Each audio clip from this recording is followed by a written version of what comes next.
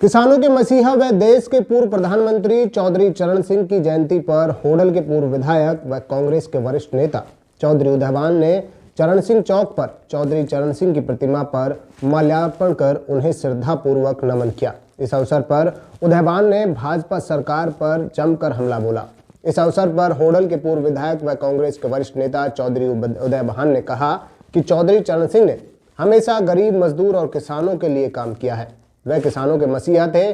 उनके आदर्शों पर चलकर देश को आगे बढ़ाना है। चौधरी साहब ने किसानों को बहुत बड़े हितैषी थे, इसलिए उनको किसानों का मसीहा कहा जाता है। उदयभान ने भाजपा सरकार को जमकर हमला बोलते हुए कहा कि भाजपा किसान, मजदूर व व्यापारी विरोधी सरकार है। आज देश भर में महंगाई व बेरोजगारी चरम सीमा पर है। उन्होंने कहा कि भाजपा सरकार उद्योगपतियों की सरकार है। इसका जनता व किसानों से कोई लेना देना नहीं है। केंद्र सरकार द्वारा बड़े उद्योगपतियों को लाभ पहुंचाने के लिए 3 कृषि कानून बनाए गए हैं, जिसके विरोध में देश भर के किसानों को 1 साल तक आंदोलन करना पड़ा। आंदोलन के दौरान सैकड़ों किसानों ने अपनी जान गंवाई। इतना ही नहीं, किसानों के आंदोलन को समाप्त करने के लिए इस सरकार ने तरह तरह के षड्यंत्र रचे। किसानों पर लाठीचार्ज तक करवाया गया, लेकिन बावजूद इसके किसान अपनी मांगों को लेकर सड़क पर डटे रहे। आखिरकार किसानों के संघर्ष के आगे इस भाजपा सरकार को अपने घुटने टेकने। मजदूर, ओबीसी, बैकवर्ड क्लास, चाहे वो जो हमारे फॉरवर्ड की भी हैं, सबको वो हर चीज़ से ऊपर उठ करके उन्होंने सबको जोड़ करके उन्होंने राजनीति की और उनकी नीतियां पे आज हमें चलने की आवश्यकता है। आज देश कहाँ जा रहा है?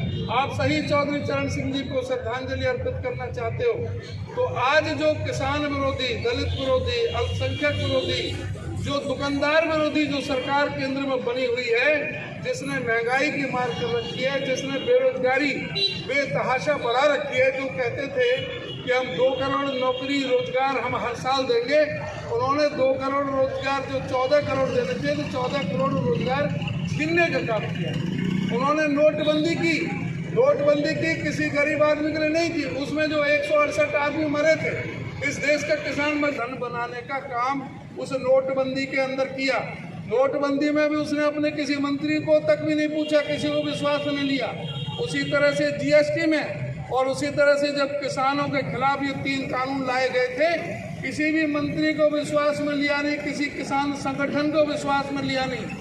सीधा अध्यादेश जारी कर दिया अदानी और अंबानी के कहने से, उनसे पैसे लेकर के, उनसे जो जिस तरह से इन्होंने इनका वो साझा व्यापार चल रहा है अदानी और अंबानी के साथ, उनके साथ मिलकर के किसानों के खिलाफ एक तरफा कानून बनाते और फिर उन किसानों को बदनाम करने के लिए जो किसान जो सबका धरती माँ का सीना चीर करके जो अन्न उत्पन्न करता है, जिसके बेटे फौज में जाकर के देश की रक्षा करने का काम करते हैं, उन किसानों को कभी खालिस्तानी बताया, कभी आतंकवादी बताया, कभी उनको गुंडा मवाली कहा, कभी कहा ये तो मुट्ठी भर किसान है, कभी कहा ये तो सिखों का आंदोलन है, कभी कहा ये तो जाटों का आंदोलन है। जहाँ जैसा सूट किया उस तरह से उस किसान आंदोलन को बदनाम करने का काम किया।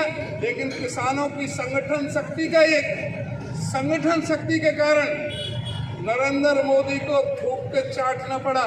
उसको अपने जो है नरेंद्र मोदी को किसानों से माफी भी मांगनी पड़ी। मैं कहता था उसने प्याज भी खाया और जूते भी खाए। आज पूरी तरह से किसान जो आंदोलन हुआ उसकी वजह से आज ये बैकफुट पर आ गए। आज इनको पता नहीं है किस तरह से इनकी जो नीतियां जो चल रही हैं। कह रहा था कि जब वो पुलवामा का हुआ था कि सौगंध मुझे इस धरती की, मैं देश नहीं बिकने दूंगा। आज इंडिया ऑन सेल बोर्ड लगा रखा है। कोई भी आओ, हवाई जहाज खरीदो, हवाई जो हमारे इंडियन एयरलाइंस और एयर इंडिया जो इतना बड़ा जो दायरा था हमारे हवाई अड्डों का, मजदूर, ओबीसी, बैकवर्ड क्लास, चाहे वो जो हमारे फॉरवर्ड की भी हैं, सबको वो हर चीज़ से ऊपर उठ करके उन्होंने सबको जोड़ करके उन्होंने राजनीति की और उनकी नीतियां पे आज हमें चलने की आवश्यकता है। आज देश कहाँ जा रहा है? आप सही चौधरी चरण सिंह जी को श्रद्धांजलि अर्पित करना चाहते हो तो आज जो किसान विरोधी, दलित विरोधी, अल्पसंख्यक विरोधी, जो दुकानदार विरोधी जो सरकार केंद्र में बनी हुई है, जिसने महंगाई की मार कर रखी है, जिसने बेरोजगारी बेतहाशा बढ़ा रखी है, जो कहते थे कि हम 2 करोड़ नौकरी रोजगार हम हर साल देंगे। उन्होंने 2 करोड़ रोजगार जो 14 करोड़ देने थे तो 14 करोड़ रोजगार छीनने का काम किया। उन्होंने नोटबंदी की, किसी गरीब आदमी के लिए नहीं की। उसमें जो 168 आदमी मरे थे, इस देश का किसान में धन बनाने का काम उस नोटबंदी के अंदर किया। नोटबंदी में भी उसने अपने किसी मंत्री को तक भी नहीं पूछा, किसी को विश्वास में लिया।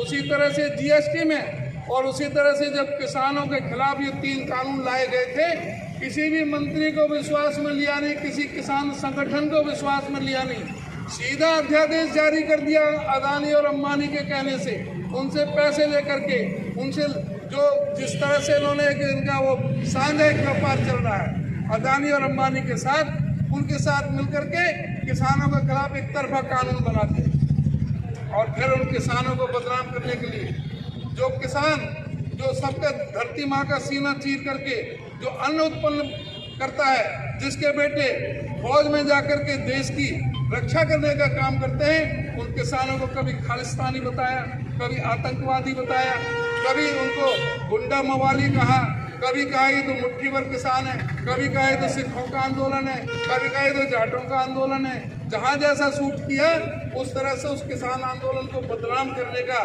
काम किया।